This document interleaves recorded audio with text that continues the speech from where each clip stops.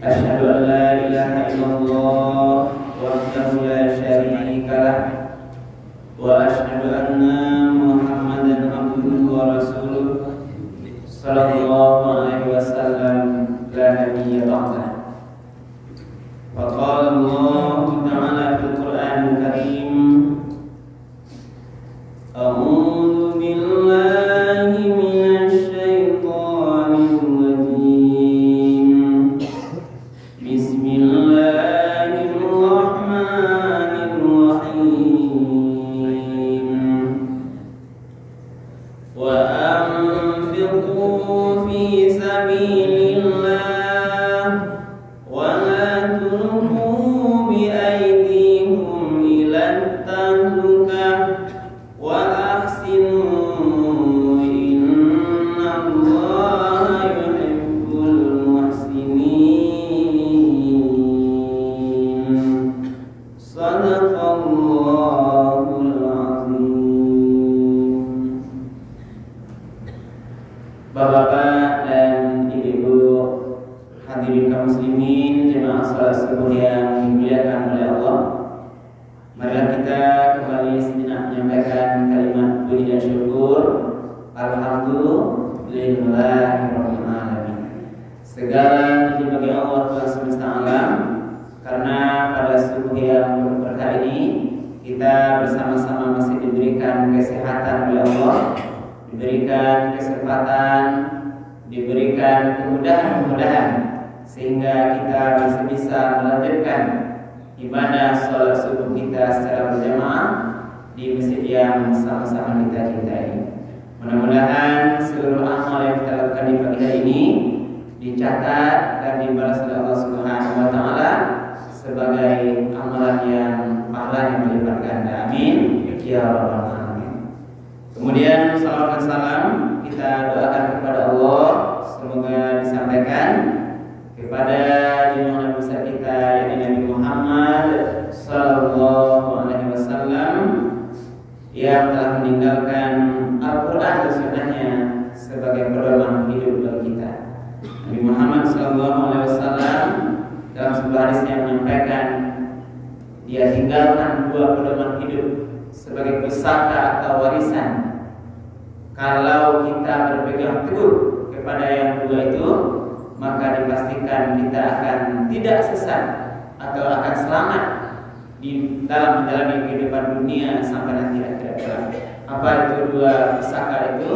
Itulah Al-Quran dan sunnah-sunnah beliau.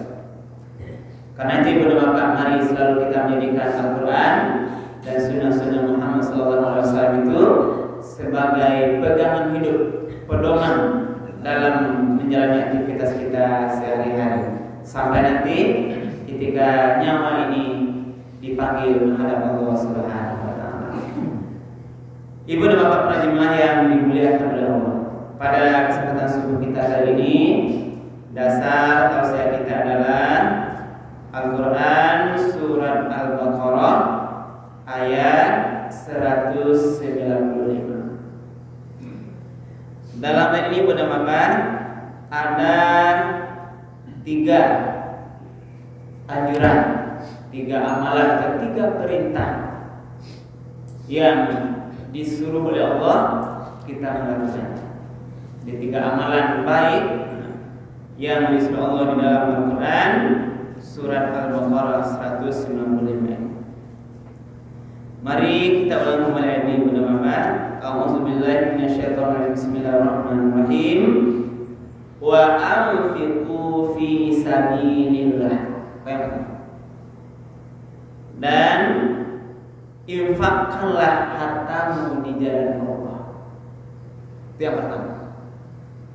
Yang kedua, wala tulqu bi aidikum ila tahlukah. Dan janganlah kamu jatuhkan, kamu bawa dirimu kepada kebinasaan. Itu yang kedua. Yang ketiga, wa ahsinu, berbuat baiklah. Innallaha yuhibbul muhsinin. Sesungguhnya Allah mencintai atau menyukai orang-orang yang berbuat Jadi telah kaji kita tiga amalan baik. Yang pertama disuruh menginfakkan harta. Yang kedua, jangan bawa diriku pada kebinasaan. Yang ketiga, perbanyaklah berbuat baik. Yang pertama lihat dulu. Di ayat pertama ini, nah di awal ayat ini, wa anfiqu fi sabilillah. Infakkanlah hartamu di jalan Allah. Dalam penafsiran ulama kita lihat pada nah ini ayat ini berkaitan dengan persoalan awalnya jihad di medan perang. Jadi disuruh para sahabat-sahabat untuk menginfakkan hartanya untuk mendukung kebutuhan jihad. Jadi kalau sekarang tidak ada jihad, maka mari kita amalkan ini. Mari kita coba kembali melihat kembali, mengulang kembali tentang persoalan menafkahkan harta di jalan Allah. Sudah berapa kali kita mulai berdoa bahwa mengeluarkan sebagian harta di jalan Allah ini itu pahalanya luar biasa, berlipat ganda. Dalam surah Al-Baqarah juga disampaikan itu, diumpamakan. Itu sering kita dengar. Bagaimana perumpamaan orang yang menginfakkan harta jalan Allah itu? Masalul ladzina yunfiquna amwalahum fi sabilillah. Perumpamaan orang yang menginfakkan hartanya di jalan Allah. Kamasali habbatin ambatat sab'a sanabil. Sama dengan satu biji benih buat tanam menumbuhkan 7 tangkai. Ini perumpamaan matematik ini aja ada. Kamasali habbatin ambatat sab'a sanabil fi kulli sumbulatin mi'atu habbah. Lalu dalam 7 tangkai tadi diberikan lagi masing-masing 100 bijinya. Satu tanam, tumbuh 7 tangkai, lalu masing-masing tangkai itu ada nanti bijinya atau bulannya itu sebanyak 100 buah. Berarti 1 kali 700. Hendaknya ini menjadi pemancing terus semangat awak pun apa? Menginfakkan harta kita di jalan Allah. Bahkan tak itu aja.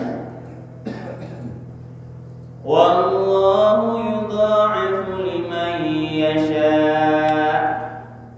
Bahkan Allah tidak hanya 700 pahala dia, Allah bisa melipatkan gandakan, melebihkan dari itu bagi siapa-siapa yang dia kehendaki. Jadi 700 itu sebenarnya berapa adalah ini motivasi bagi awak yang masih ragu beramal menghitung angka-angka. Kadang ada ragu, ditimbulkan keraguan awak peninfakan beko, apalagi beko untuk belanja lain. Yang lebih tinggi rezekinya, ini disuruh mungkin ada rezekinya daftar haji contohnya 25.500.000 daftar awak sekarang itu, kita menunggu lebih kurang 10 tahunan. Kadang berpikir terlintas di hati daripada awak lataan simpanan di situ di bank, menunggu daftar itu tunggu tuh raca hutan mengalir akan dapat nanti keuntungan. Itu di antara bagian-bagian yang sebagian mempengaruhi niat kita untuk meletakkan harta kita ini di jalan Allah Subhanahu wa taala dan lain-lain. Karena itulah Allah memotivasi awak pahala menginfakkan harta itu tidak hanya 700. Berarti kalau bisa lebih, bisa hitung tuh lebih 700. Tidak terhitung. Sebab 700 itu berapa? Itulah gandang. Luar biasa hitungan matematik itu. Coba kalikan di contoh sederhana. Tadi jalan infak ketika itu tadi atau kemarin atau mungkin ibu infakkan apakah terang-terangan atau sembunyi, tak tahu orang lain. 1000 kita infakkan dengan niat di jalan Allah. Kalau hitungannya 700, berarti berapa dapat? Berapa ibu? Kalau 1000 infakkan, kalau pakai matematik 700 kali lipat tadi, berarti berapa dapat? 700.000. Ini lipat ganda yang amat besar. Bahkan dibantah, sulit buat mencari kini keuntungan perdagangan dunia kok yang untungnya 700 kali lipat. Modal awak 1000, beruntung 700.000. Coba sampai apa kali pikir itu? Galai sayur lebat di pasar sana tu apa? Tak bisa. Perkataan saksi sebagainya tidak ada. 10.000 kita kali 700 berarti 7 juta. Dengan modal 10.000 kita diberikan 7 juta, ini hitungannya. Walaupun ibu dapat nampak betul uang, tapi ini rahasia Allah. Inilah kira-kira betapa besar pahala yang diberikan Allah. Maka mari kita jadikan yang pertama ini anfiqu fisabilillah adalah terus ibu dapat dari sebagian harta kita yang ada ini, mari kita terus perbanyak untuk menginfakkan di jalan Allah. Terang-terangan atau sembunyi itu keduanya benar. Langkah pertama agar nanti harta ini di akhirat bisa menjadi manfaat bagi Allah. Karena harta yang sabana itu adalah ini yang diinfakkan yang benar. Yang sabananya kan dapat di awal. Kalau tidak kita berikan di jalan Allah, infak, sedekah, derma, bantu fakir miskin segalanya itu, berarti tidak ada yang nanti kita akan ambil di akhirat. Maka ada cerita orang ketika dia meninggal, dia minta balik ke dunia. Ada mintanya balik ke dunia, aku mintanya satu itu. Beri dia kesempatan untuk bisa kembali berinfak, mendapatkan hartanya di dalam Allah. Bukan yang lain. Nah, doa tanda ya Allah, baliklah ke dunia balik, boleh bisa semayang, sholat, atau boleh bisa kita berpuasa, yang lainnya, tapi tidak. Tapi yang kita dengar yang termasuk itu adalah dia minta kembali ke dunia karena menyesal di akhirat karena tidak menggunakan hartanya ini di jalan Allah Subhanahu wa taala atau kurang infak sedekahnya. Mari berdapat kami memanggil tapi juga diri kami sendiri, kita berlatih bagaimana terus kita berupaya untuk menyisihkan sebagian harta kita ini untuk berinfak di jalan Allah Subhanahu wa taala. Yang kedua apa pesan ini? Wala tulqu bi aidikum ila tahlukah. Janganlah kamu menjatuhkan dirimu kepada kebinasaan. Kalau pemahaman tadi mendapat dalam ayat kajian jihad tadi, nah, dipahami ulama, berarti orang yang tidak mau berinfak untuk jihad tadi sebenarnya dia adalah menjatuhkan dirinya ke kebinasaan. Apa maksudnya Bapak? Karena menjadi itu adalah melawan kafir, penjajahan Islam. Kalau tidak mau berkorban nanti bisa diterjajah kita. Kalau musuh atau orang kafir menguasai kita, kita akan berada dalam sebuah kebinasaan. Dikuasai oleh kafir, itu nanti tidak bisa bebas lagi beribadah dan sebagainya. Ini pemahaman.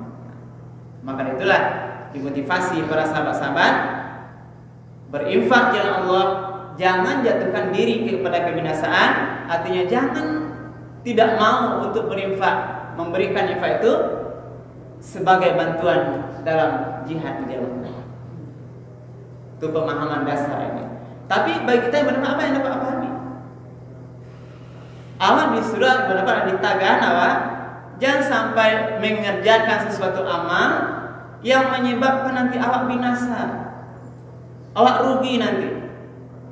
Maka jangan lakukan semua amal-amal yang dilarang oleh Allah. Maka banyaklah kita lihat berapa kejadian-kejadian orang-orang yang melakukan perbuatan yang sebenarnya dia menjatuhkan dirinya sendiri. Banyaknya caranya yang dilarang oleh Allah. Tidak boleh korupsi, dilakukan juga, tertangkap oleh KPK dan yang lain. Akhirnya tangannya ditahan, masuk tahanan. Awak sedang punya jabatan tinggi, punya kekuasaan tinggi, tapi coba melihat itu banyak sekali dipertontonkan oleh KPK press release namanya. konferensi pers itu. Seorang bupati mungkin jabatannya, seorang lain-lain dan semua jabatan-jabatan tinggi itu, seorang pengusaha ditampilkan membelakang. Yang terbaru ini berapa adalah ditangkap oleh polisi anggota dewan terlibat narkoba. Ini juga saya kupas di YouTube-nya gitu. Bukan orang yang kita lihat, tapi kejadiannya. Kenapa nih orang sudah kaya, sudah punya jabatan masih terlibat hal yang dilarang? Transaksi narkoba yang diharamkan. Sehingga kalau ditangkap bagaimana? Coba melihat bantuannya ditangkap tuh narkoba kan. Seorang yang terpandang, anggota dewan contohnya, di KB, dibawa dirilis, dimasukkan ke dalam sel. Pertanyaannya bukan dia, bagaimana perasaan anak istrinya? Coba bayangkan ya ibu, punya suami, asik-asiknya kita sekarang bermain siar badannya, secara tiba-tiba dia dapat berita ditangkap oleh polisi. Bapak perasaan akhir bu, demikianlah akan tentu hibah di istri. Anak-anaknya betul, anak sekolah, kuliah, orang nanti akan bicara, mana ayah itu nyurang itu, anak saya nanti saya tertangkap, nanti akan malu lagi. Nanti belum lagi cerita tetangga si fulan ditangkap polisi, belum lagi instansi tempat bekerjanya yang memalukannya. Jadi semua efek itu adalah inilah membawa kebinasaan. Karena itu benar-benar mari sama-sama kita menjaga diri tetap terhadap semua yang dilarang oleh Allah, pasti ada mudaratnya. Kalau mungkin hari ini Wak mengerjakan yang terlarang oleh Allah tuh aman Wak rasanya, besok belum tahu lagi. Contoh mancilo ini, tidak tahu orang lain, besok ulang lagi balik. Tidak tahu orang lain, besok ulang lagi, tidak tahu orang atau perbuatan amal lain, berjudi atau berzina, semua dosa-dosa itu. Kalau hari ini kita aman, besok belum tentu. Sehingga ada saatnya benar-benar pada saat sudah sering melakukan itu, ketika dia merasa aman, maka Allah bongkar aibnya. Ketika aib terbongkar, inilah hancur semuanya. Karena itu ibu bapak, mari kita hayati hari ini untuk tetap menjaga diri kita. Jangan bawa diri kita ini jatuh kepada kebinasaan. Termasuk ibu bapak, mari juga awak ingatkan anak-anak awak, generasi-generasi kita, jangan sampai dia menjatuhkan dirinya kepada kebinasaan. Terutama sekarang anak-anak awak yang remaja ibu bapak, yang muda-muda usia sekolah ini banyak sekarang persoalan-persoalan kasus-kasus kenakalan remaja. Mari terus kita ingatkan, berdoa kita mudah-mudahan anak-anak cucu kita ini berapa menjadi anak yang betul-betul terhindar dari persoalan-persoalan kasus-kasus di masyarakat kita. Banyak kasus menghisap lem, kasus pacaran-pacaran atau perzinahan, kasus perkelahian, berantem banyak masih. Ya itulah, mari kita punya peran beberapa.